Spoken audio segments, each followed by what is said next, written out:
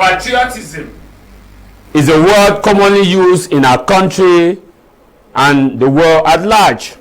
Oftentimes, when we use the word patriotism, we mean the respect of laws, regulations put in place by the state, and also the moral responsibility of us to ensure that our laws are respected and we keep the common values that bind us together.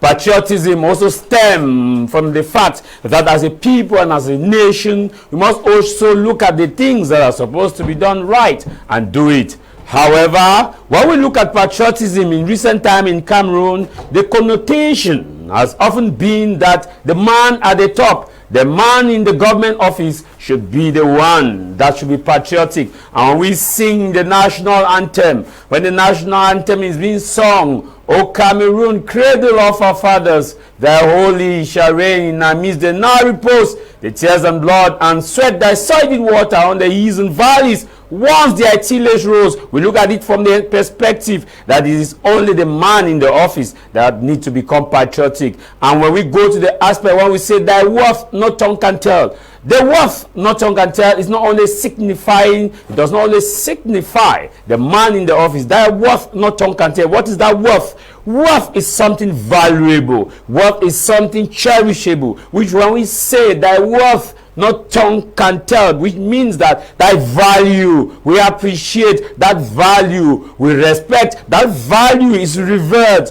when we sing the national anthem. And that is why when we come to a place we always say land of promise, land of glory, and deep endowment forevermore. And when we sing that, it reminds us of the glory and our own responsibility as a people, not just as a group of people, but as a person, that responsibility. And the question when we look at this, how patriotic are we as Cameroonians?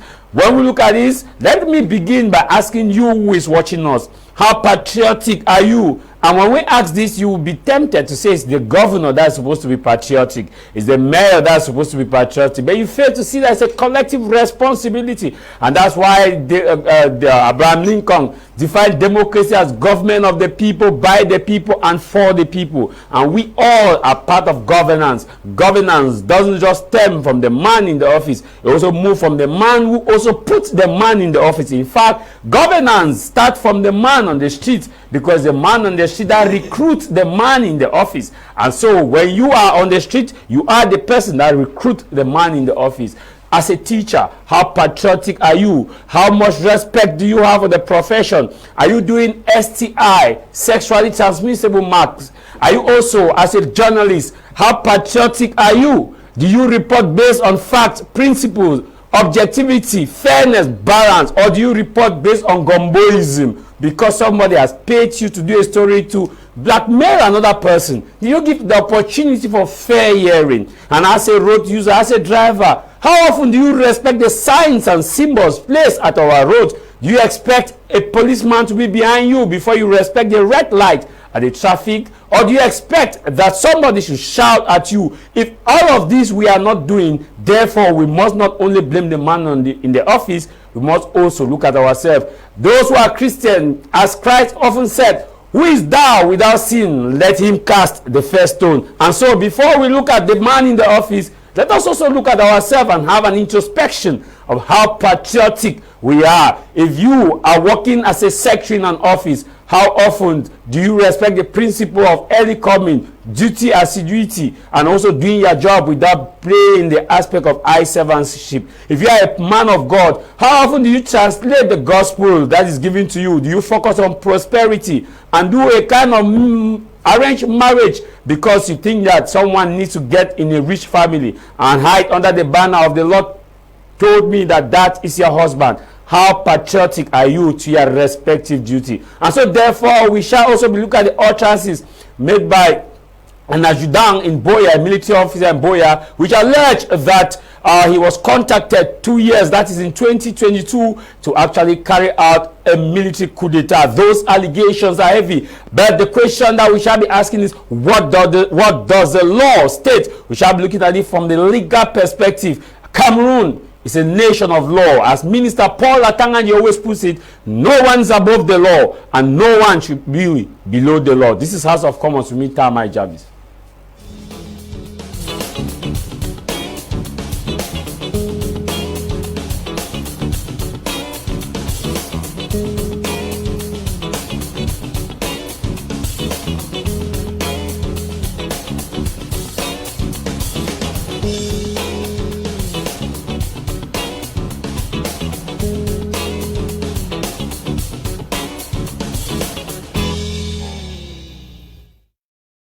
For joining us, and before I introduce you my panel, I want to seize this opportunity to wish you Dr. Eileen a very, very happy birthday, Dr. Eileen of the Quiet Noble Spiritual. Happy birthday. May the good God continue to guide and protect you, doctor, so that when you carry out the treatment to your patients, the level of the dentition, may they also have the healing, and that God blesses you. May you have many, many, many more years to you, Dr. Eileen, and also with the beautiful voice that you use in singing. May God also enrich you. And also to you, Yolan, who celebrated the birthday just a few days ago. Yolan, also, I want to wish you, Yolan, and also the last Sangsa, a happy, happy, happy birthday, and may God also continue to use you in glorifying His word by singing. May God continue to bless you as you celebrated your birthday, and this month of celebration, I want to wish you a happy, happy birthday, and also to you, Felista, who also celebrated the birthday yesterday. Happy, happy birthday to you, Felisa of the Quiet Nego Spiritual. May God continue to enrich you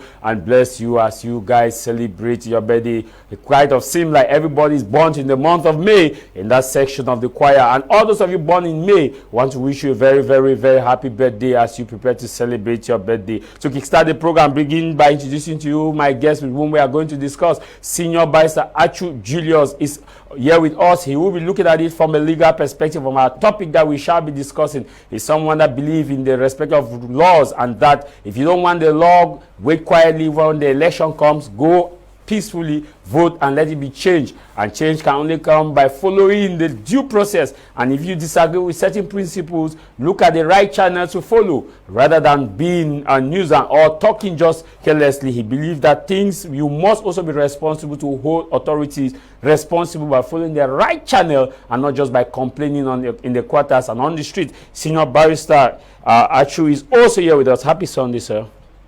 Happy Sunday, Javis, and I want to thank you once more for inviting me to this the House of Commons, where the matter of Cameroonians matter. So I hope we're going to have a good debate, especially in the company of our learned senior Barrister Achu Emmanuel, and my friend who's on the other side, Mr. Asia. Mr. Asia, to edify Cameroon on being patriotic and on other issues that will be raised during this debate.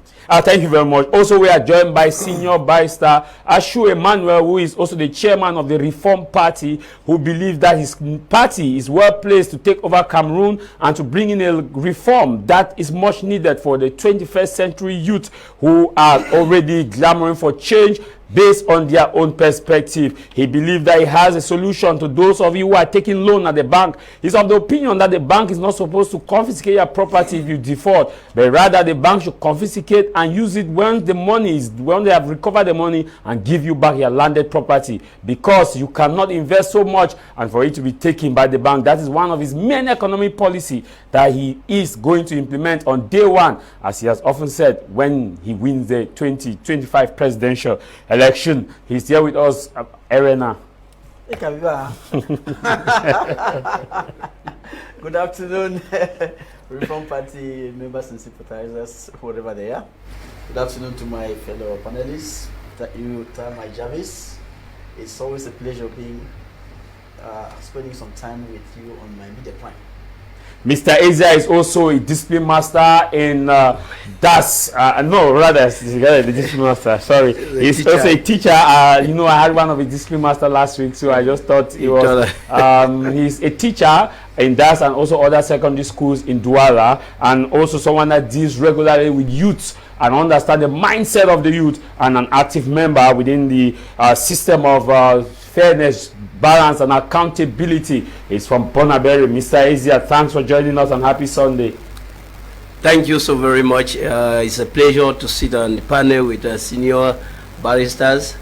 I want to say it's a nice day, and I believe we are going to debate very well, and I'm here to give my own little contribution. Thank you. To nation building. Yeah. And happy Sunday to all of you. I'll kickstart with you, Senior Barrister Achu, on the issue of patriotism.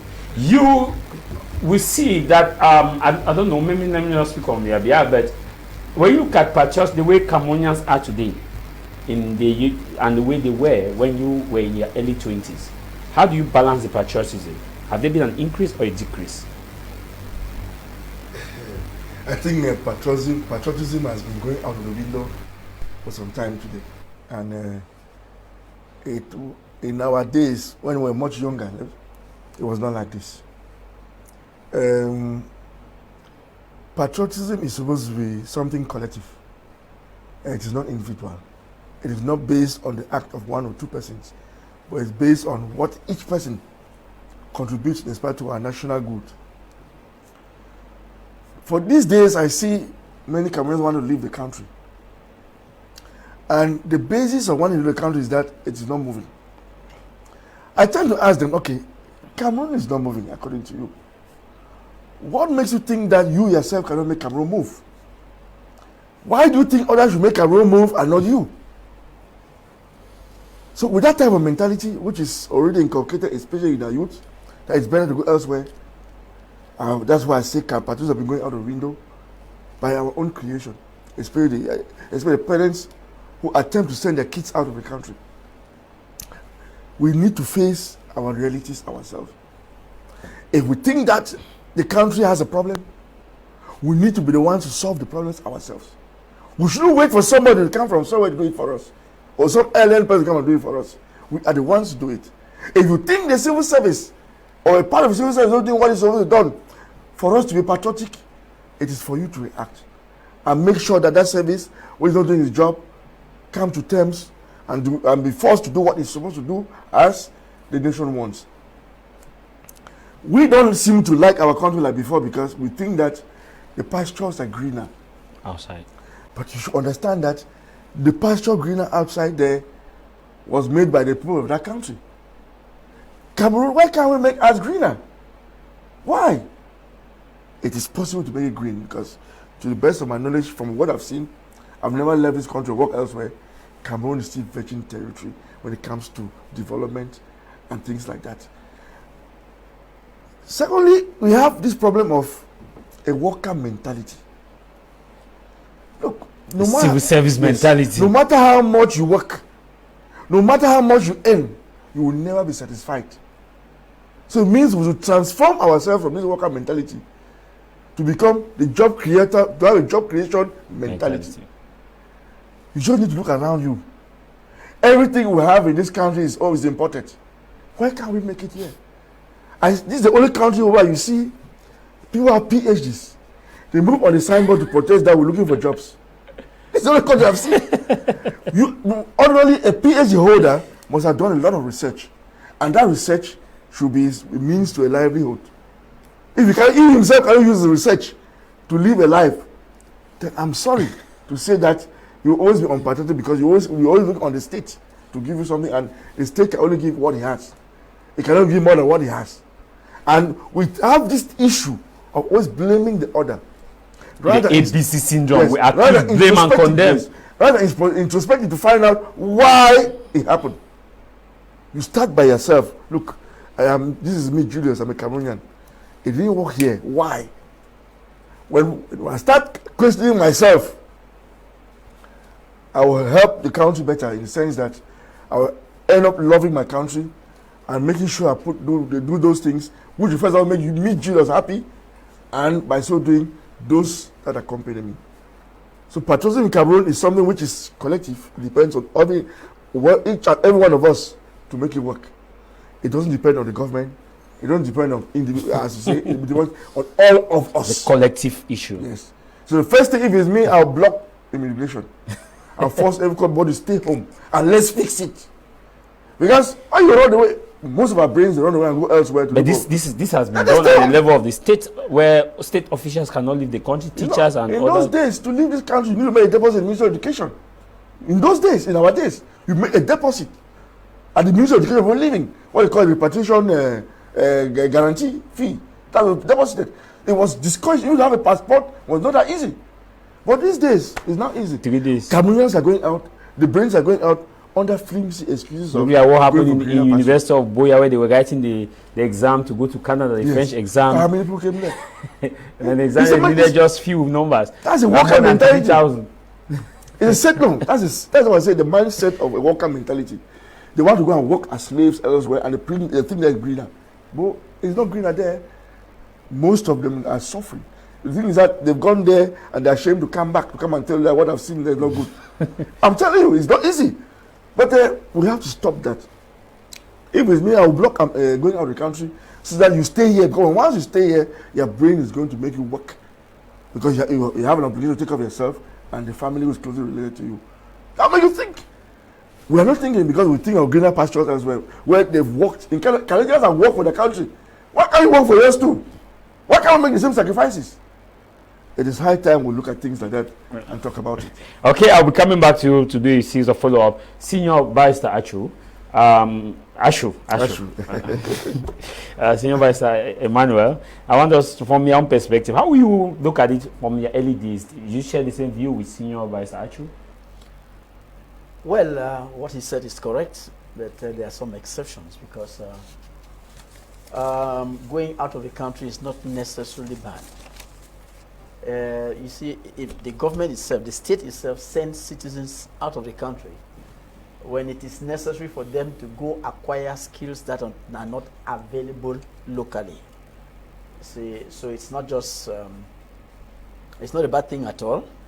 What we condemn is migration of talent, of population, unnecessary migration. You leave and go out thinking that it is better there. But if children are going out for education, especially in fields that are not available locally, I think it is laudable. In fact, we encourage that one so that go acquire the skills and come here, come help the country with those skills. And that is what has prevailed until today. We can pride ourselves of having, like you were saying, PhD holders in very rare domains. So it is a nice thing to send children to obtain education, but a bad thing for the population to migrate in seek of greener pasture. Now, my learned brother, friend, and colleague said something very, very interesting. You see, the country is our own. If you think that it is not moving well, the solution is not to run away. The solution is not to go away. And that is exactly what Reform Party has done. You see, we've looked at it, we say, there is corruption. What do? Let's find a solution to cure this corruption. There is misappropriation of public funds. Let us look for the solution. You see, that is just what we have done. Now, we have been experiencing economic crisis for how many years? Close to 35 years. Reform Party says, no, this has to come to an end. Let us put on the table solutions that can bring this economic crisis to an end. And I think that is, he was really on target. Because you should not run away. Sit here and look for the solutions that can fix the problem. And that is the way we should go forward. He talked of the Canadians who have fixed their country. Look, many people don't understand that when Canada or the US launch a lottery, it's a brain drain. It's a brain drain. They are draining your country of the good brains. So if you go applying for those things, you are draining your country of the fine intellect and feeding that country, whether it's Canada or it's US or Australia. So it is not a nice thing, please. Stay here and let us fix the country and make it a better place so that those of our brothers and children who are out would come back and join us here to make this place a paradise. Yeah, thank you. I'll be coming back to you for follow-up. Mr. Asia, before, in those days, you grew up in the Southwest region. It was rare to see that the national anthem is being sung and people passed by. People will respect the flag. It was rare to see that when some kind of activities are ongoing, people will disrespect. But how do you equate it with these generations that you interact with them on a regular basis, the young minds that you form? Do you think that there's also that fall? Do you agree with the two senior barristers? I totally agree with them. What I want to say is there is a problem somewhere. I used to talk of copying and pasting. You see, we actually copied a system and we use words and we not actually want to understand those words. Now, if you want to look at patriotism in its sense, it's just love for your country. And that is the simple definition that we will do in citizenship. Now, when this country started, how was this aspect of patriotism inculcated in the citizen? The citizen did not understand what is patriotism. That's why you see many of the governing systems that have been put in place, they have give room to corruption because they did not understand the notion of patriotism. You see, there are some countries, like for example in Nigeria, you will have to work maybe 1 or 2 years. They call it National Youth Service. That is a work for that is aspect of patriotism. Before you are recruited in the government. Before you are recruited. But when I want to, my seniors, they are talking of people going out. I want to believe that going out is the failure of patriotism. The failure of patriotism in the sense that had it been the system that is in place or the environment that is in place was okay, people will not go out. Now, the system that we took in education, we have a senior barrister has talked of somebody having a PhD and it is also thinking of going out or cannot put food on the table. It's also a problem of the educational system. Now, the educational system, when it came up, it did not have that aspect of patriotism. I want to believe that when we were in primary school, we used to do civics. That was a subject that helped us to understand that you have to love your country no matter what.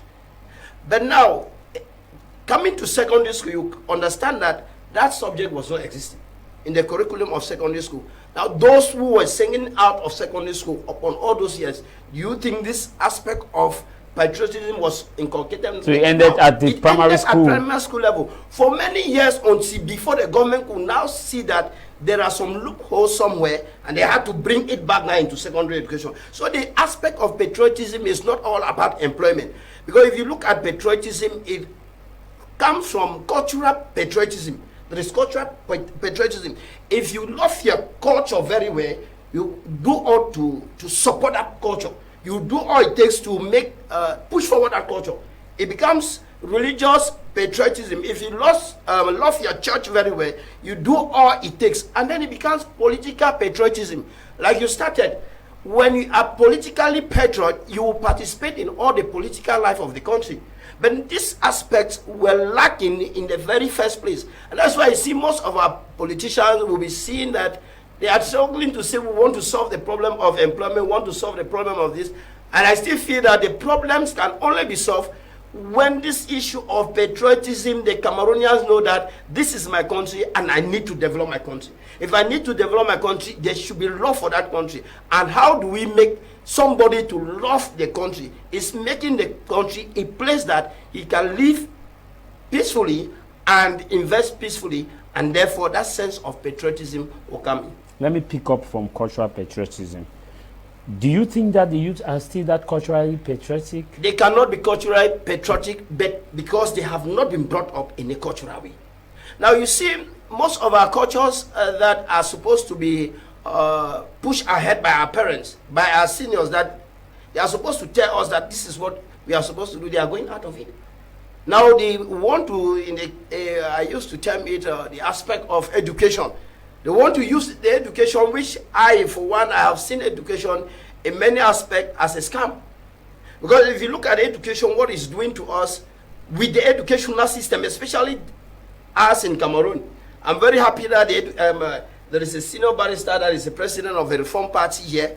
You see that educational system is training people that will have the PhD, like senior barrister said, and they will not be able to fend for themselves, because it's an educational system that makes people to be literate, and it does not empower people. It becomes a problem. Make them job creators. Yes, it does not make them job creators. For example, you are reading history, and at the PhD level, after reading it at the PhD level, what can you do? It becomes with the history. It becomes a problem. So there's so much. There is so much that you can do. There is so much. Yes, with the context of the country that is in place, what can you do? Because there are countries that will give you that possibility, the possibility of doing that. There's a country that we are looking at the immediate environment, what you can do with it. If the environment is favorable that you can use this history, you will see that what Barrister is saying, we cannot see that in the field. Now, let me do a follow-up briefly. I still land with this cultural patriotism. Who takes this responsibility? Because that is not the governmental perspective. For example, you are with students. How many of them can actually greet in their dialect? Now, That is a very big question. And that is why when you see the aspect of national culture has been introduced in secondary school and in colleges. Now, but what is another problem? I always say this, we have a copy and paste system. We have said that within the regions, there will be particular languages that will be introduced and taught in schools. How many teachers do we have that are trained for those languages? And then how do we see that this cultural aspect can move forward? Okay. We copy and paste. We say we want this to come in because, see, before we come to the nation itself, maybe I may be going out of the aspect. Before we come to the nation itself, we must start from the small places, the small laws that we have, the small cultures. They come together before they form the nation as a whole. And so if the small nations, they can come together and there is that aspect of love that exists first there, the love cannot grow. But if you start from the grassroots, you don't have that. How do we feel that we can have patriotic citizens? It is very difficult to have it. If we come and start seeing that we want to talk on a regional balance as a yardstick for maybe employment or a yardstick for concours, it becomes a problem. Because regional balance does not preach patriotism.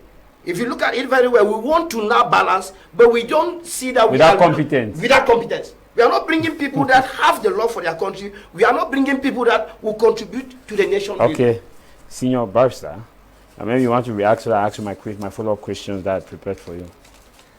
Yeah, you don't understand that. I understand culturally in Cameroon, we have 250 different cultures, and to bring them into one, and it's not going to be easy.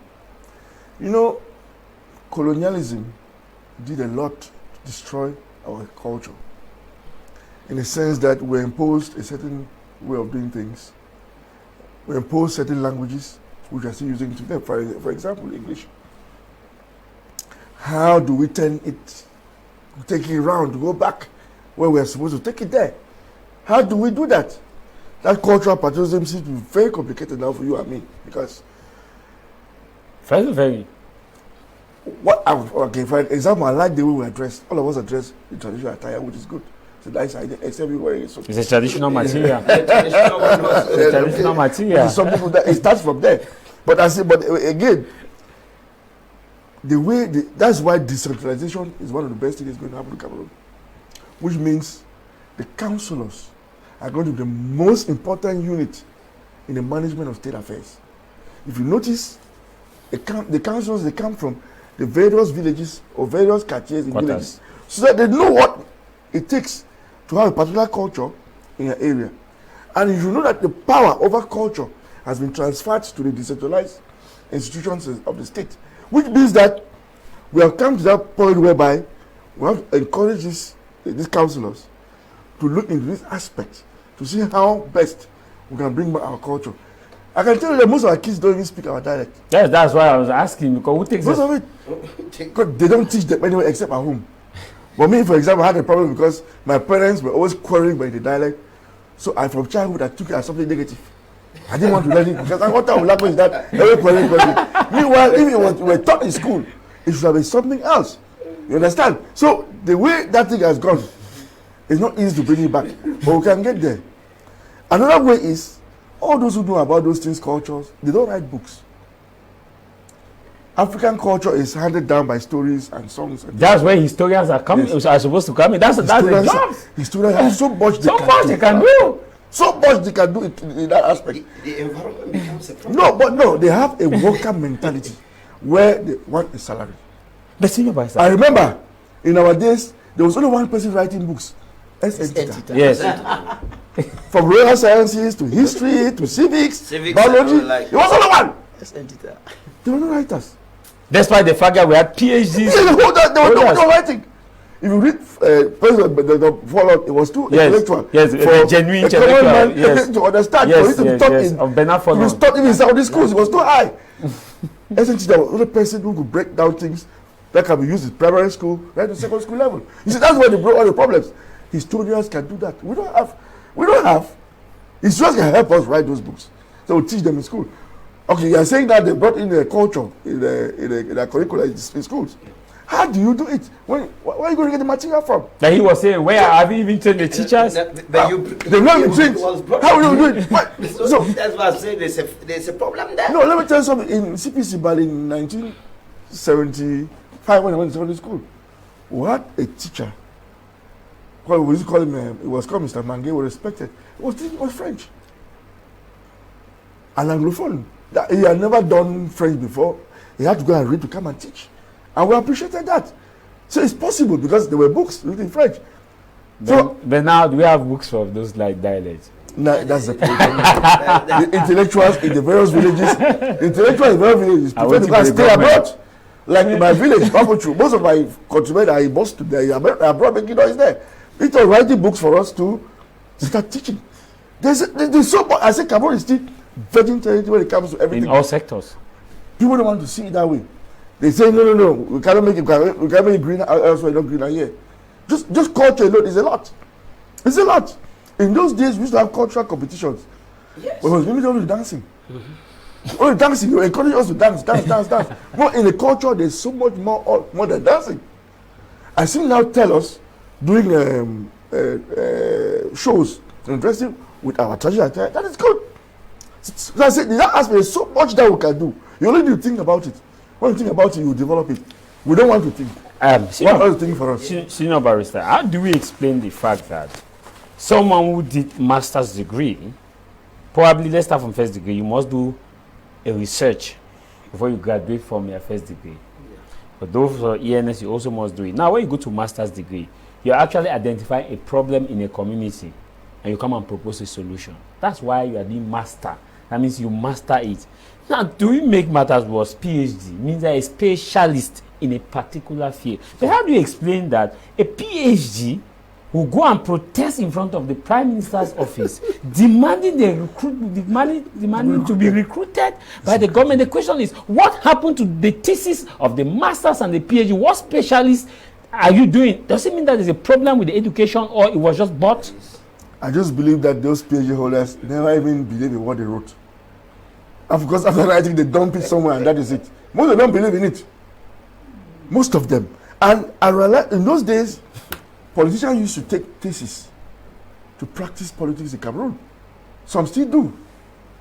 So when once you have a well-researched program, transform it into a book, for goodness sake. Because they say, anyway, we have a problem in Africa. They say you want to hide knowledge to an African, put it in a book. We'll never read it. But that time is passing by. We are forced to read. Well, we as lawyers will be reading so much. We read a lot to get what we can get. We are forced to read. So it has to be, we now have to teach the culture of reading. We have to push it through. That people should start reading. Okay. Encourage them to read. Encourage kids to read.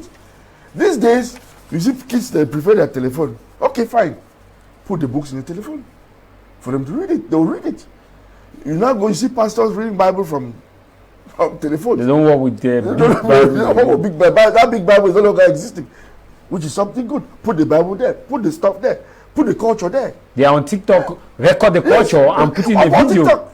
Put it on video. Let's develop our culture with the times. And if we do that, in the long run, the country is going to gain. Okay. The chairman of the Reform Party, let me come back to you. You talked about the fact that we have a lot of potential in this country if we harness. And you also see the Reform Party is coming, have identified some of these challenges, and that's why they are preparing to solve them come 2025.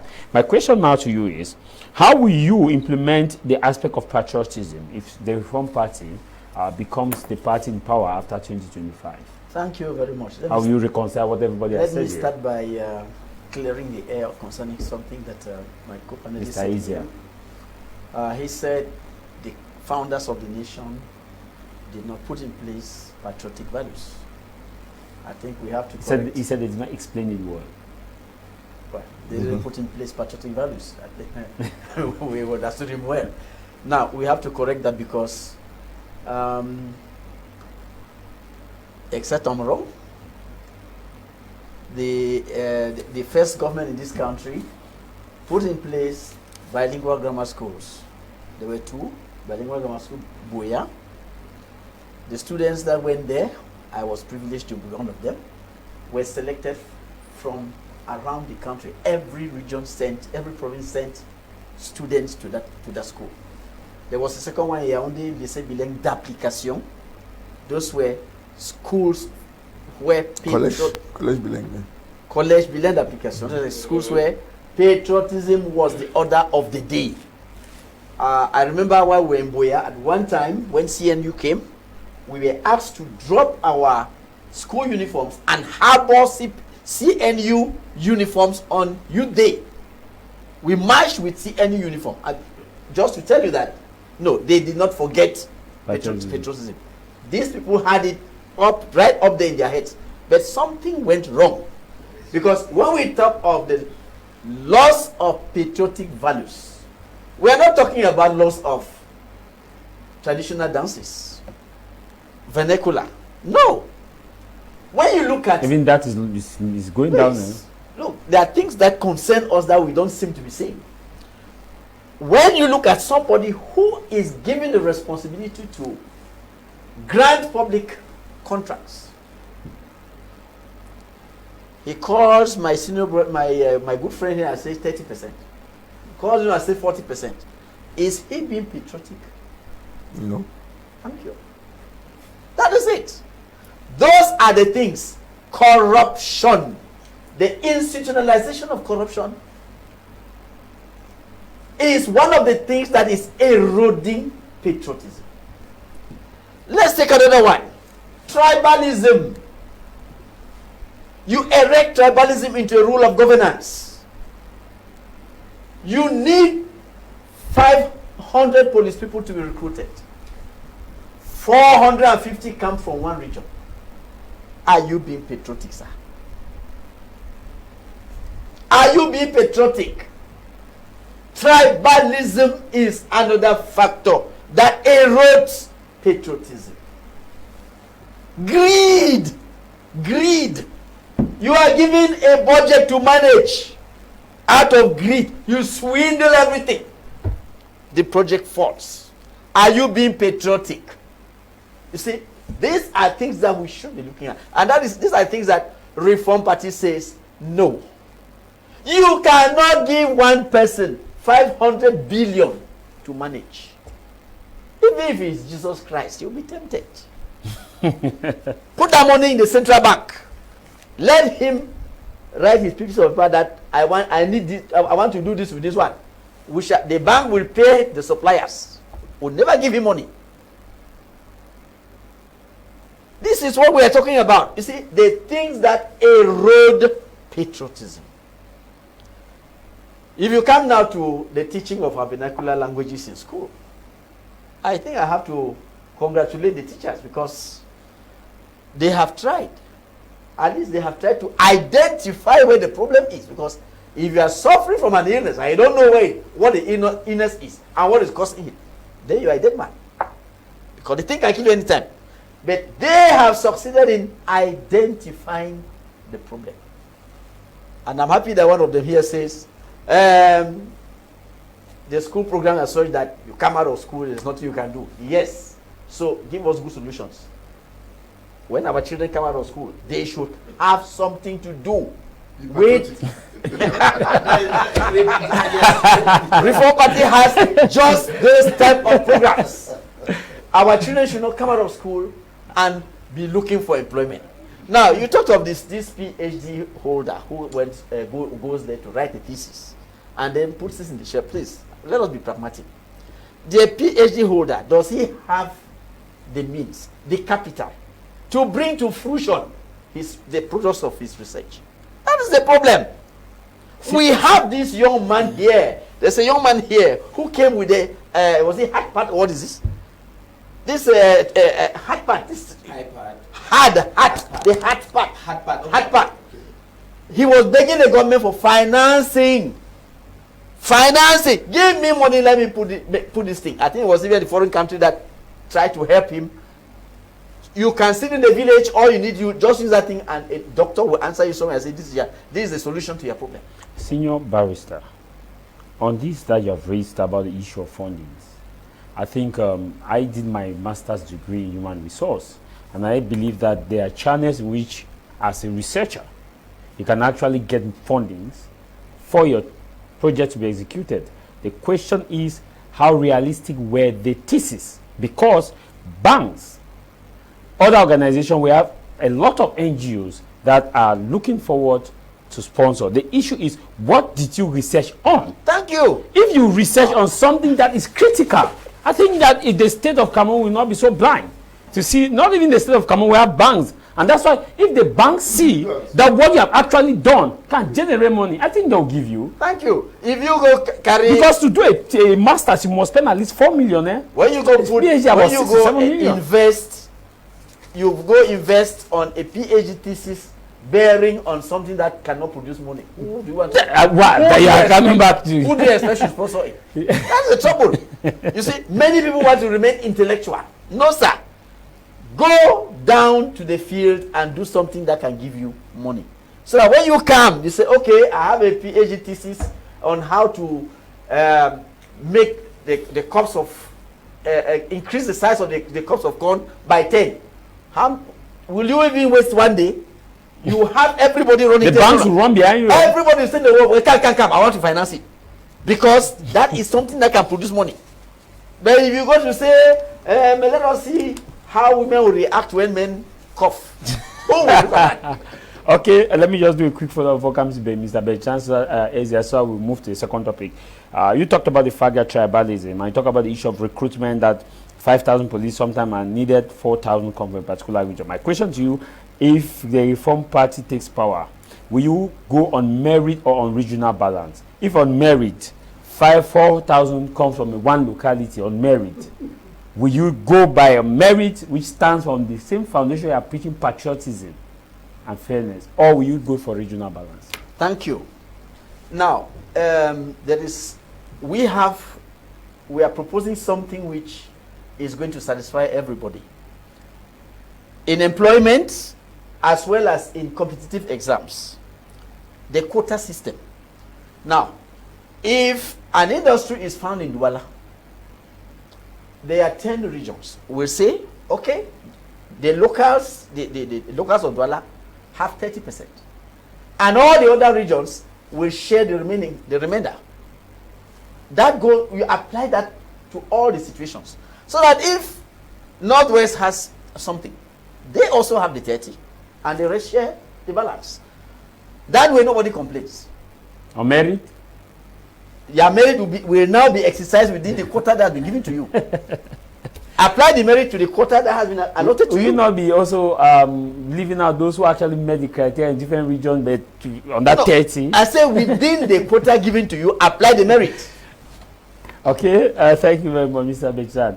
What way forward now from this issue of patriotism? I'll move to the second topic. Yes, before way forward, I just also want to add something on what Barrister said. In those days, senior barrister, I'm sorry. In those days, people were selected, they had grammar school, this and that. We have limited ourselves with the aspect of patriotism. Is patriotism all about marching with the school uniform, respecting the national anthem and all the like? I don't think so. Patriotism goes beyond that. Because if you just stand and respect the national anthem, it's like they are just ordering you to do something. But behind that, what are the teachings behind? So that's why I was saying that the people had it, but the way they brought it, or it was handed out to them, it was not okay. Patriotism is not singing the national anthem. Patriotism is not forcing students to change and then wear on a particular uniform and march for the government. There are aspects of patriotism, but I have said patriotism is the love of one country, and it has to do with cultural, religious, and political patriotism. If, for example, we want to talk about somebody that is a patriotic Cameroonian, is somebody that invests in the country to create jobs in the country, and Cameroonians, that is patriotism. But if a political leader or a political person is patriotic, as we may say, and decide instead of creating a school in Cameroon, he creates it in Nigeria, is that patriotism? It's not patriotism. Because the notion here that Mr.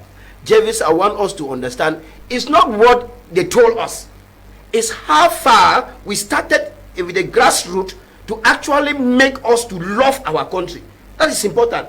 It's not telling us that today is National Day. What is what has been put in place for us to understand that really it is National Day and it becomes own it. Good to own it. Those are the aspects that I'm saying here. So what is the way forward? The way forward is, for me, change of mentality, change of our doing, because we will understand that what we have been doing so far, it is not the best. And that is the reason why Senior Barrister will bear with me that Cameroonians are going out. They are not going out of the country, like Senior Barrister said. It's not being unpatriotic.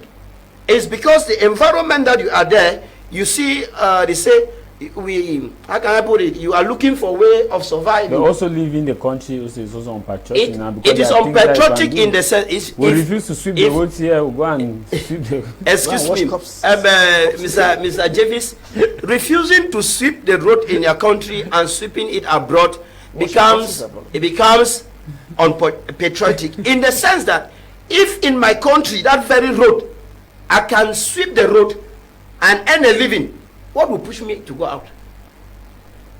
This is true. So the environment does not permit me to sweep, because if I can sweep it and then earn a living in Cameroon, I will stay in Cameroon. Like Senior Barrister. Like Senior Barrister said. Senior Barrister Julius said that if we look at what we are doing, Cameroon is still virgin in all aspects. For example, in Cameroon, we are not forced to use gas. It is our choice. It's our choice to use electricity or not. Cooking gas is our choice, which means that you are not forced to. In the West, that you are forced to use those things whether you need it or not, and you pay for it. So which means that, going back to what he's saying, that there are a lot of things that we can do, we can invest. It's still virgin. Maybe I learn, Mr. Javis. There are a lot of things. Does the environment permit us? Does the environment permit us to carry out those things? That is the problem. The environment, we are supposed to fix the environment. And that is why I'm saying that this is where the word patriotism comes in. And if the patriotism is going to come in that we fix the environment, it means that there should be a change of the educational system, a change of educational system where there is much emphasis, especially on this aspect of citizenship that is being taught in our secondary school today, which has a lot of topic to teach Cameroonians on loving their country and being patriotic. Okay, thank you very much. We'll be moving to the next topic, and of course we are looking at the utterances made by military officer in Buea, stating that he was contacted by some colonels 2 years ago for him to carry out a coup d'etat, and also recently, and that he refused to carry out this coup d'etat in 2022. He was punitively punished, his salary was a bit suspended and also later on reinstated, and that he was also recently contacted to carry out a coup d'etat ahead of 2025 presidential election. These are not just simple allegations that can be swept under the carpet, especially coming from an officer of that portfolio. I will not play the video because playing the video will be still like promoting that particular person's rhetoric. We are looking at the context in which that is said, the legality and the illegality, and that if you have been contacted 2 years ago and you refused and recently contacted, what does the law state about having an information as such that can undermine national integrity, national unity? Senior Barrister Julius, I begin with you. Javis, I've watched that video on WhatsApp. I put it under the canopy of the mental balance of that individual. I know he's a chief, which we have to respect very much. I know he must have served in the army, which have given him the honor.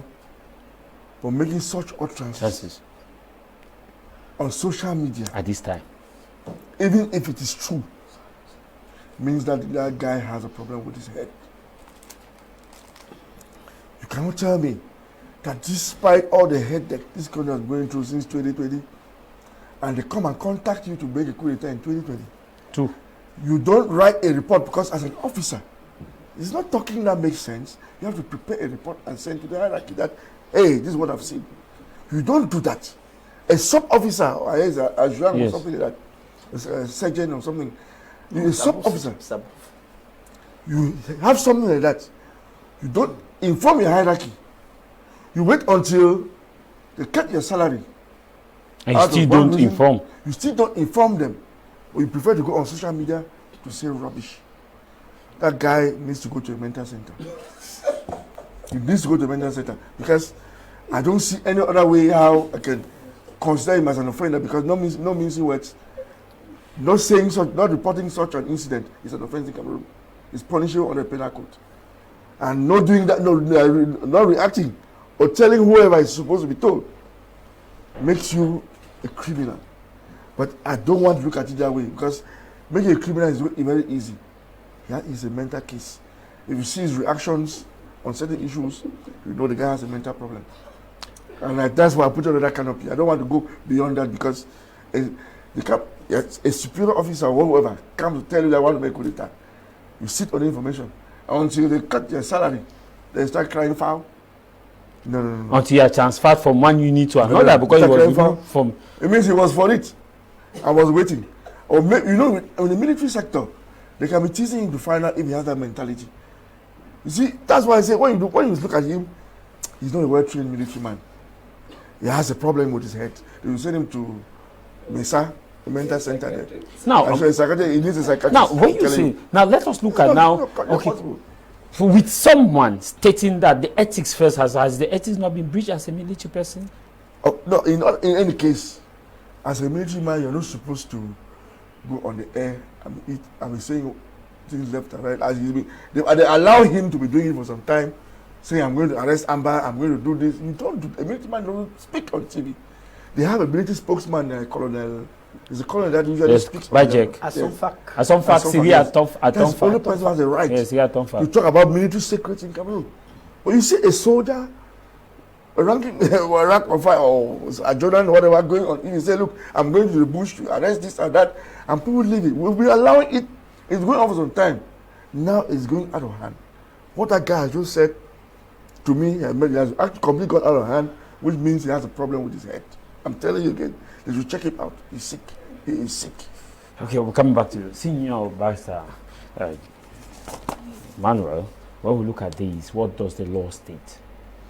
Well, to say that this gentleman is sick upstairs, it means that he should not be prosecuted, because dementia is ground for, as an absolute ground for immunity. See, the immunity from prosecution. I think this man he knows what he's talking about, and he is a co-conspirator with the people he's trying to cover, because even right up to now he has not given the names of the people he says are colonels. Yes. So in the army, apart from the duty to keep your reserve, each military man is an informant. Yes. Each military man, when any information gets to you, you have the duty to inform the highest hierarchy. I'm not talking of your immediate hierarchy, the highest hierarchy. That is why they say policeman has no friend, gendarme has no friend, soldier has no friend, because there is this duty incumbent on them to inform the highest hierarchy of anything they find fishy. Which is a threat. Now, for a sub-officer to go on air to say that to make those type of utterances, that he was contacted for coup d'etat and he refused. And he has never informed the highest hierarchy of that situation. That was 2022. Then now 2024, they still contact him again. That he was supposed to go and put him in a bus to Yaoundé or so, like what he said in the I just say he is part of the conspiracy to commit a coup d'etat and to overthrow the government. So this man, he should be arrested immediately and made to produce his co-offenders, because this is out of hand. He's not a madman. He's not a madman. So you disagree with the senior? He is not a madman. This is the man who said, Bamileke people gave me money to buy a car. A madman will not remember who gave me money to do what. This is not a madman. This is a man who caught a pregnant woman, tortured her, and caused her to be sent to prison. A madman cannot catch somebody, and the law, the forces of law, and the justice system will take that person and prosecute. This man is not mad. This man knows what he is doing. I am saying that he is a conspirator and should be brought to book, because there are many of them like that. We don't want this country to be destabilized by whosoever.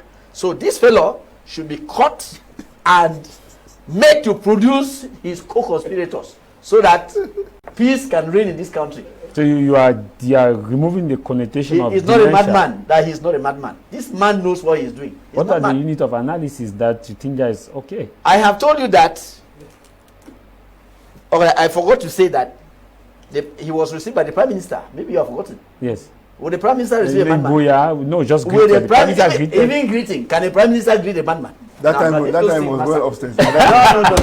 No. This man, he was called to order by the Prime Minister. He has always been appearing in military uniform. Will the army recruit a madman? Must I leave that thing? This And at the time he was making the video, he At still that has his time, he was gun. gone. He was Maybe gone. now when he was making the video, he No, still has no, his He gun. is still, no, he is not dismissed. He was just removed from B and the sent back to the army. The infantry. He's been Yes. sent back to the unit where Yes. he came from. So he is still a serving soldier, and no serving soldier can be in office if he is a madman. But maybe Senior Barrister Julius is saying that based on some actions, there's need to re-evaluate his mental capability. His employer had not found any reason to doubt his Maybe from sanity. this action. No, I say his employer. His employer, that is the army, has not found any reason to doubt his sanity. So I don't think I should doubt his sanity. This man should be taken immediately into custody and made to produce his co-offender, because they think I'm cooking on the ground. We see they were playing with him. Then tomorrow we'll have only regrets. They should catch this man up, catch him, and make him produce his co-conspirators. Okay. When you are a pedagogue, how do you assess the process of these? Is still fit with the issue of patriotism? Yes, normally because, like you have said, Javis, if we look at the military, it should be the first, number one, to actually put patriotism into practice. Like the senior barristers, they are saying, I don't want to go into what they are saying. They are legal minds and they understand better than me. But I just want to say it is another aspect of what the social media has been doing. Some people want to make themselves hero using the social media, and that is one of the things. It was yes, so they want to say I'm a hero. This I think the political situation of the country and what we know, the country is actually facing things like this are not supposed to have been mentioned by military personnel.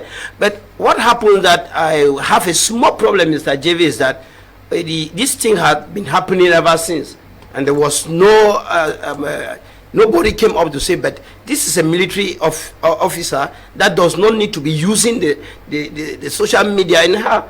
But right now, yes, he was hailed, and but today that he has touched, he has touched some aspect of the government, and it becomes a problem. That's why we are saying that is national security. Then he was on national security. Yeah, he was on national security. So he was not mentally deranged, but now he has. Nobody has said no, just Senior Barrister is in the action maybe. Yes, because he is very correct. Like a Senior Barrister has said, though with mental issues, they aggravate with time. You can start today slowly, and somebody is looking at you at Javis, but why is Javis behaving like this? Tomorrow it wasn't, and that is how it is. So there are parameters. He has they usually say there can be no smoke without fire. So we cannot actually say what he's saying. He has no fact. But like Senior Barrister has said, to me, he should be called to order. And the only way that he can be called to order is getting him arrested if that is necessary, and for him to produce these people that he has actually mentioned that they are trying to maybe disturb the government.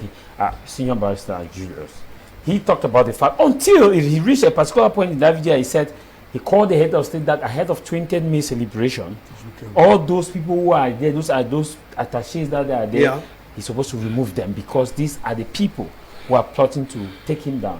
And he also said in that video that they contacted him because they wanted to put him to a bus that will be going to Yaoundé.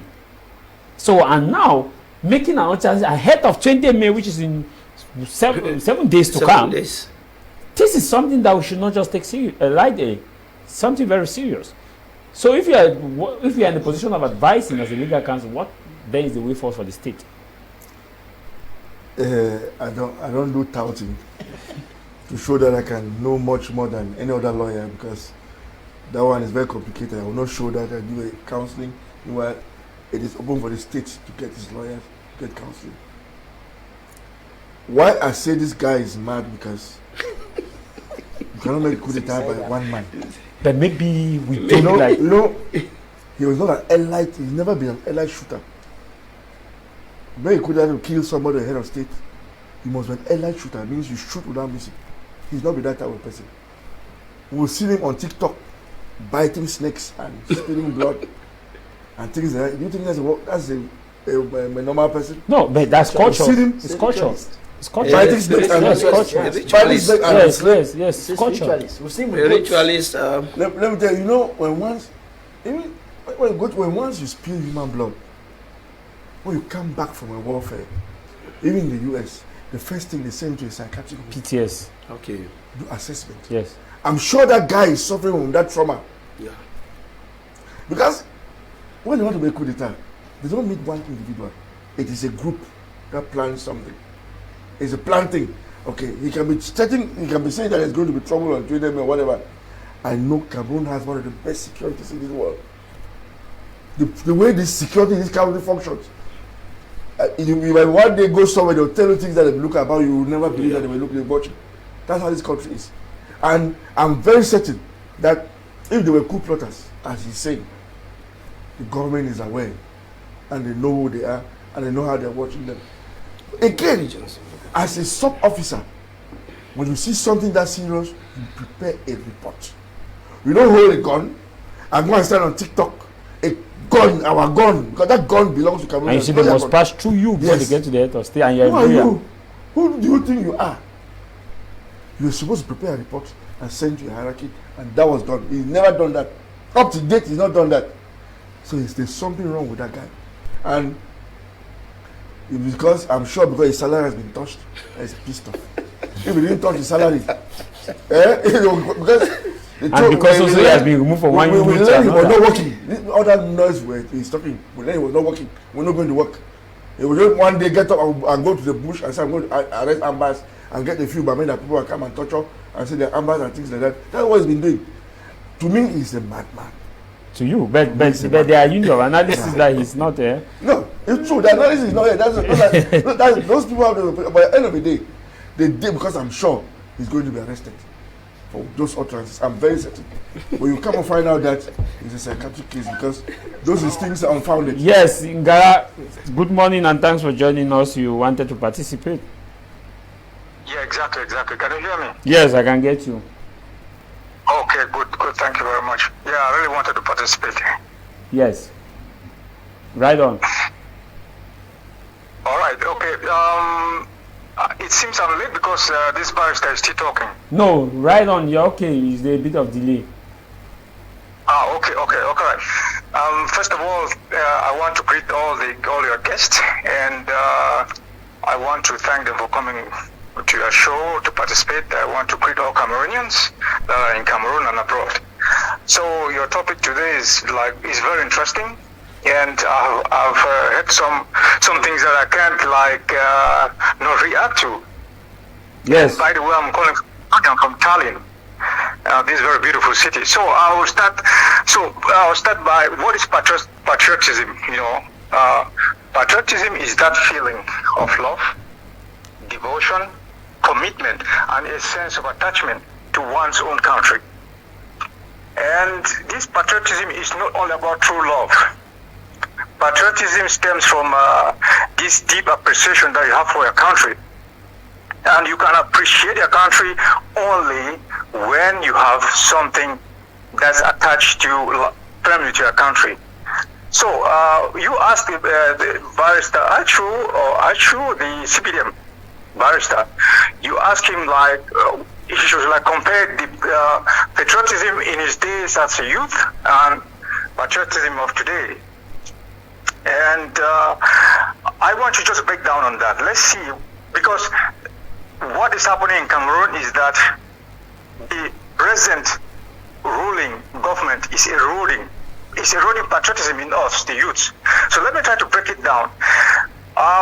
From 1960, mid-1960s to the mid-1980s, no, from the mid-1960s to the mid-1970s, Cameroon economy was growing by 20%.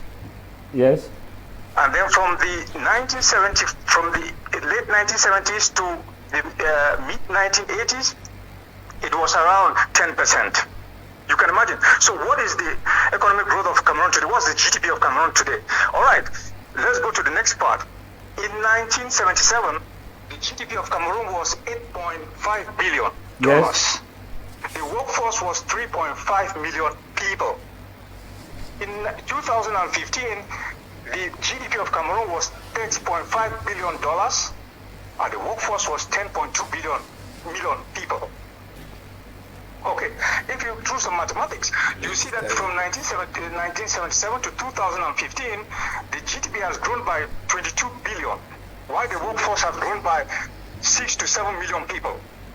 Now, yes. If you take 8.5 billion, you divide by 3.5 million people, you have something like $2,800. Yes. Roughly. If you take 30 billion and you divide to 10.2 million people, you have something like $2,900. Yes. So from 1977 to 2015, if you do the minus 2,800, 2,900, the difference is $100. Yes. That is a catastrophic. That's catastrophic. Excuse me. Okay. So let's go to the next part. What went on? What went wrong? When Buea came to power, when this government came to power, we had 750 companies. Agricam, Sosukam, Soto, Credit Agricole, and all what you have. I will not go on to name them because you don't have time. And Enam was Ahijo, Lyric was Ahijo, Polytech, Etudi, all what you have. They were all under Ahijo. In those days, ladies, gentlemen, in those days, the bread, a loaf of bread was 45 francs, CFA francs. You understand me? So a liter of oil was 100 francs. I checked it out. 42 years in power, this government has not built up to 15,000 kilometers of a road. Okay. Fact checked. So here is the thing that I want to say to this barrister. You say that we are leaving this country because we come to Europe and we do odd jobs and so on and so forth. Let me give you an example. Briefly, so that we can move to the other callers. I'll have to round up here because you have a little time. I would have talked more. Yes. This country that I am, in 1992, when the Soviet Union fell, its economy had an inflation of minus 3,000, an inflation of 3,000, percent.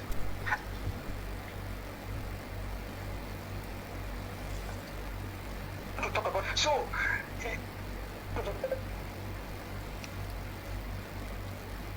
can you hear me? Yes, right on.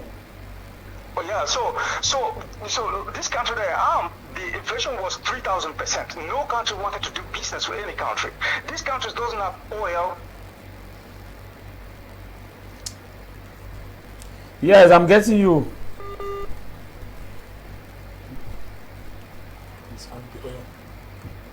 We're having network issues. Thank you very much, Gala. We have some network issues to reconnect the studio while some other persons are trying to. But let me take on some few messages for those who are sending their messages. This one says, Mr. Javis, these people called that Moja madman are somehow not okay too, because in Cameroon anything can happen because they are politicians. They are seeing everything from a book. Note, he is not mad. I think he is very serious in what he's saying. This one right, he says, I think they should take him more serious, Senior Barrister Julius, because he's not just talking out of the blue. This is the same person that have been able to carry out series of activity in Buea. If he was that mad, he would have been arrested since. But the fact of the matter is that he's a chief of Buea, and which means that a chief has very, very, very knowledgeable, and he ought to have met the Prime Minister if he had such a grievance, and also his Minister of Territorial Administration as a chief. He ought to have met him in that capacity. He did not, which means that he himself has accepted the coup d'etat indirectly, so should be punished. The other one is, greetings, dear panelists. This man is just an actor and a comedian, producing comedy for us to laugh. This is coming from Dixon Niba in England. This other one is, good afternoon to you, Mr. Javis, and all the panelists. CY 8020 initiative preaches a very good move. Even Cameroon, even government officials are not patriotic. They opt for foreign goods such as rice from India instead of reinstating the Mo plain rice plantation. The government imports oil from abroad instead of harnessing the oil refinery. Even embezzlers are not patriotic. They steal Cameroon money and stage it abroad. To be honest, our educational system has failed woefully. This is coming from Lionel in Buea. This is all right. It is a good afternoon, Javis and the entire House of Commons panelists. I just wish to say that patriotism is inborn as a result of favorable policies in place by the government. The West have put in place policies that attract some of us whose family names are not linked to the ruling class to see traveling abroad as the only means to earn a living. Really writing from Bamenda. We have Lawrence writing in Swahili, says, kind regard to you in the studio, to senior barristers. Patriotism, as broadly defined, is the unconditional love for one's country, even at the cost of death. Patriotism, holding all other factors constant, is not about staying in the country. We have Cameroonians abroad who contribute to nation building in all aspects. Patriotism appears to be practiced by a particular group of people, the employees of the regime. You cannot preach patriotism to someone who is hungry, someone who is caught in the poverty trap because of bad governance and poor educational system, to someone who cannot afford medical care. Patriotism to someone who has passed a public concours 10 times and failed orals. It is a grace. It takes grace for such a person to be patriotic. The only patriotism I see in Cameroon is in football and nothing more. The only way to ensure true patriotism is for top management of the state to guarantee a system which ensure a comfortable life for all. However, whether rich or poor, young or old, sick or healthy, hungry or not, we have only one Cameroon to live in, and that is our nation. And this other one says, greetings to you all in the studio. Barrister Achu speaks the truth, and I hope others can do the same in this country. Environment doesn't enable Cameroon to be patriotic. This other one, right, he says, I'm very, very much in line with Senior Barrister Julius for the very first time, because when we look at what he said all through this program, I still believe in him, because patriotism, we Cameroonians have a lot to do. We can fix this country if we really want to fix the country. Initially, I thought that going abroad would be the only solution for me, but when I started agriculture, I discovered that I was making more money and not paying much taxes as fellows who are paying other out of the country, because the country laws are still very, very favorable. And so I encourage others to also learn skills. I am a history person, but I engage in agriculture, and now I am doing very well in agriculture. And so I agree with Barrister Julius for the very first time, and maybe it's because it is not political issues that involve his party. This is coming from Ellen.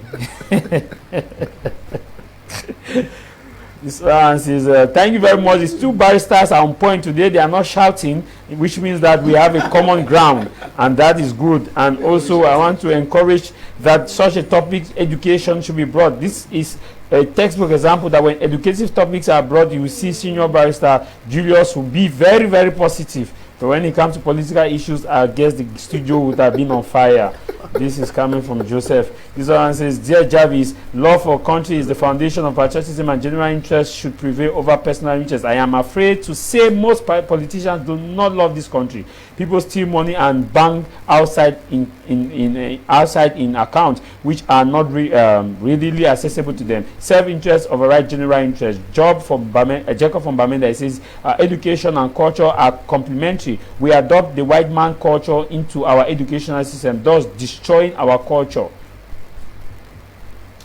This other Max from Germany says CPDM should know that by sending some of us out of the country is an investment made by the family. While we are working here, majority of our diasporans are involved in the development of the family at home. Though the government does not recognize the diaspora, we are still struggling with the regulations to set up businesses. Therefore, diasporans are patriotic. Max writing from Germany. Max, happy Sunday to you, and thanks for participating on today's program. This one says, greetings to the House of Commons, happy Sunday. If there was really patriotism in this country, we are all going to know where the money for crude oil, we will all know where the money for crude oil in this country is going to. A budget which no single person in this country knows about. Does that even mean our leaders in front, doesn't love this country, and you expect we the youth to love same country? No, that is not possible. This other right, he says, I love what Barrister Julius has said, but let me be also honest. Dear Barrister, if as we speak right now, if I have money, I will sell my land and go out of Cameroon because it is better to go and sweep that street than to be here. Do you know how much taxes that we pay when we open little businesses? Talk less of the council people. They don't show you where to park your cars. But when you go and park, they come and put something on your car that you parked wrongly. Or which if you look in that area, you will not even see a parking space. And you are telling us not to go. Please, Barrister, if you have money, help me. Let me go abroad. Or come and pay you.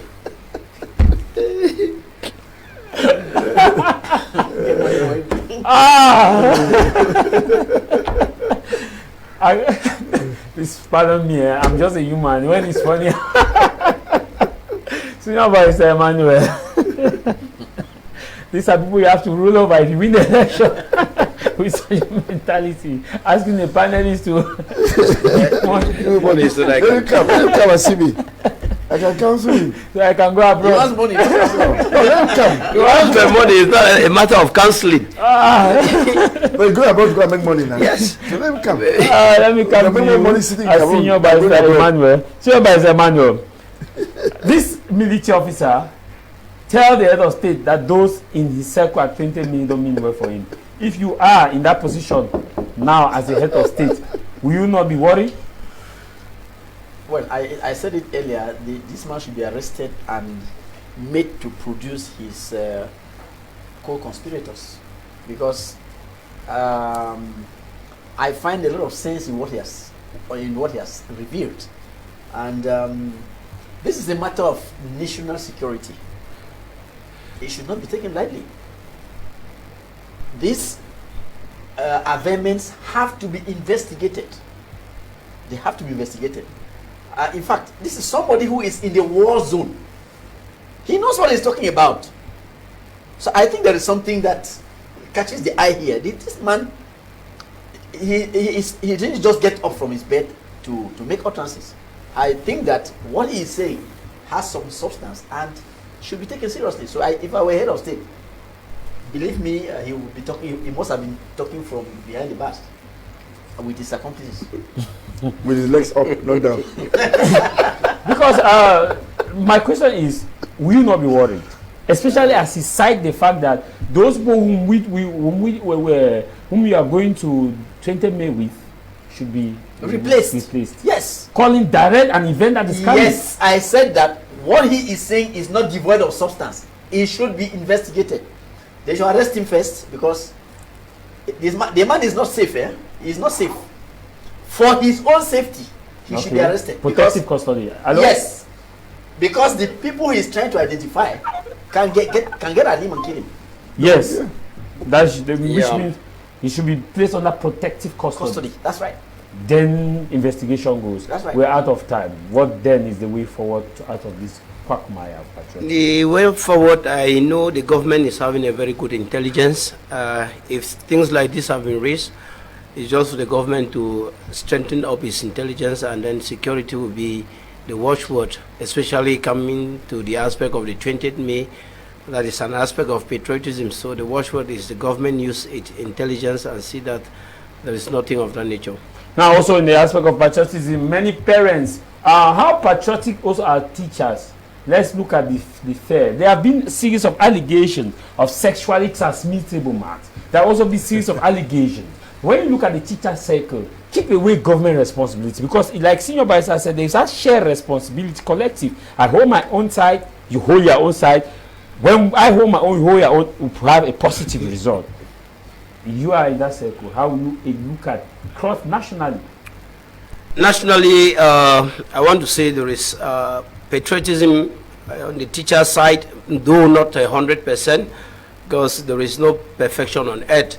And I also want to see some of these things that are happening with teachers is because of the environment. I want to look more of the private sector, that I'm saying that the private sector has a very big problem, since the private sector is almost abandoned on its own. Because most of the teachers that are in the private sector, if you look at their salary, they are, I can term them catechist salary. And so they want to do things like this. It's not like they don't have the mind of patriotism. It's just that they want to at least make ends meet. That's why you see them, they find themselves in selling marks and doing all this, which are on patriotic actions that they are putting in, criminal actions that they are putting in place. And so we want to discard teachers that are, maybe they are involved in things like this. We want to see they are unpatriotic.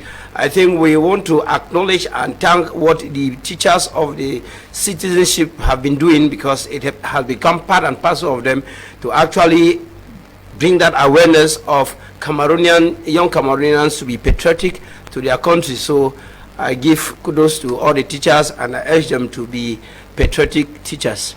Thank you. Let me just have some quick reactions from those who are watching us on Facebook. Interesting reactions. This one says, Javis, I'm a local builder. I was in Cameroon building one block for 25 francs, but came to Malabo. I was paid a block for 200 francs CFA. Which do you prefer? The issue now is also let us also look at the tax we pay in Malabo, and let us also look at the social aspect. Yeah, well, some of us miss the social aspect, because sometimes when there's a lot of gap that we don't get when we live out of the Cameroon, because when you are in Cameroon, you are with that family, you live with that family, that communal life, and you are okay. Now when you're out of Cameroon, you're working the money, but you don't have that family life as family life. As per se, I don't know how I can put it, and that's why many people leave Cameroon, especially women. When they leave Cameroon, you miss home. That's why when many people leave Cameroon, especially girls. For men, they can always catch up, but women leave Cameroon at the age of 30 who are not married. The possibility of having a family and having a stable family is rare, and sometimes that's why when they come back home, they are always single mother, or some that don't have a child, but they have money. And sometimes, what essence is that money without a home? This one says, I love the program. Happy Sunday, good afternoon. Winka Festus, De Levinus, Mesomber, Luis, a great program watching from Malabo. Fendi Belly says, actually, Cameroon. Thank you very much. Ashi Vidik, thank you very much. And so. A lot of those who have written us, thank you very much. Senior Barrister, we are out of time. How do we go from here? If the state doesn't carry out this arrest of this person, is that not going to gratify and give room for many insubordination? Because it's an act from the first perspective insubordination. Yes. Before I land on that question, the first thing is patriotism is an issue of sacrifice. It's not love.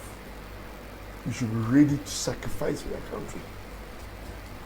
That's my own definition about it. Coming back to Moja. There's no smoke without fire. And the way things are going by this guy, to me, he wants to get on those who are getting to him when it comes to his career as a military officer.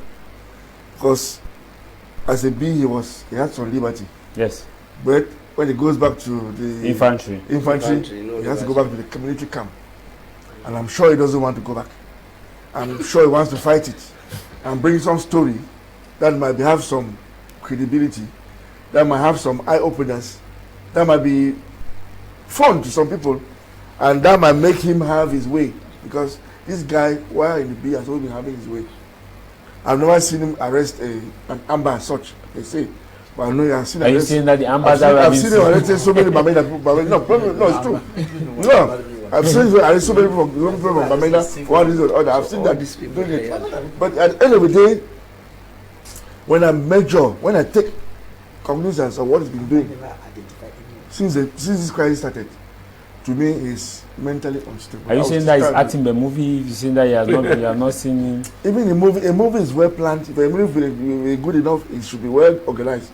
This one is just some haphazard thing. Yes, he has been appreciated. Obscure room somewhere, making a noise on TV with the carrying our gun with him and saying that the head of state's life is in danger. Is that how you were mentioned? What is that? He was trained to defend the state, to defend the head of state. I don't think so. That is actually out of what is done. Is contrary to his training as a military man. That makes him. That make me believe that he's not normal. I insist on that. I insist. You still tie with conclude with what your brother, friend? The way forward is the first thing for his own personal security, he should be arrested. Then quizzed to produce his co-conspirators. When that is done, we shall now know whether he was staging drama or telling the truth.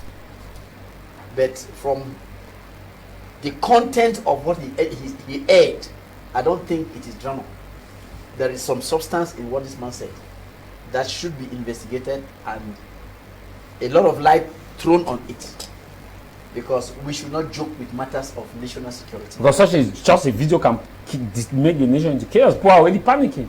We should not joke with issues of national security. I say he himself is in danger because he can be eliminated by the people he's trying to expose. If at all it's true. There is some truth to it. There is some truth to it. Okay, any last word to your militants? Well, I want to call on the people of the inhabitants of southern Cameroon. Please don't be intimidated by anybody. Go and register, and come election day, vote for the candidate or the party of your choice. If you don't participate in the elections, be sure that CPDM will appoint mayors and councillors, parliamentarians for you. If that is what you want, then stay in your house. But if you want to choose your own mayors and councillors and parliamentarians, please go and register massively and vote the people of your choice. People who are in the diaspora, please, let us liken them to a ship with captains. Have you ever seen a ship with about 16 captains? Which direction would that ship take? That should be an indicator to show you that these guys are leading you to the bush. Go and register and respect the constitutional order. For now, the constitutional order is with the people of Yaoundé. So please, register and vote for the candidates of your choice if you don't want CPDM to impose them on you. Thank you. You want to say something? CPDM has never imposed anybody. I will never. Politics have come in now. But the fear of CPDM is the beginning of wisdom. The beginning of wisdom. The fear of wisdom now. The beginning of wisdom. I'm scared of the CPDM. Why? We will never appoint anybody. Everything is from paradise. Oh, thank you very much, senior barristers, for coming. Thank you very much, Mr. Asia. And thanks. This program comes to you every Sunday at exactly 12 to 1:30 p.m. Rebroadcast this same evening, 10:30 p.m. If you want to be a panelist, it's open. Those of you who want to give us a contribution, the number is on your screen. Get to me. I will include you in the WhatsApp group. When it's a topic of your interest, your profession, your skill, you will take part in the discussion. You always say that people are not saying the truth. Please come and tell us the truth, as long as you will take responsibility for what you say. Come and tell us the truth. Don't say this man ought to say this or no. We are building a nation, and that which he ought to say, which you think he has not said it, come and say it. We are Fengu John Bange. As I leave you with this, no matter the matter, what matters is your matter. And what should matter for you, go and register and vote for the party of your choice. If it's CPDM, you vote CPDM. If it's whichever party, you vote the party. Until we meet again, stay out of trouble. My name is Tah Javis Mai on Cameroon's Commercial Capital. Bye-bye.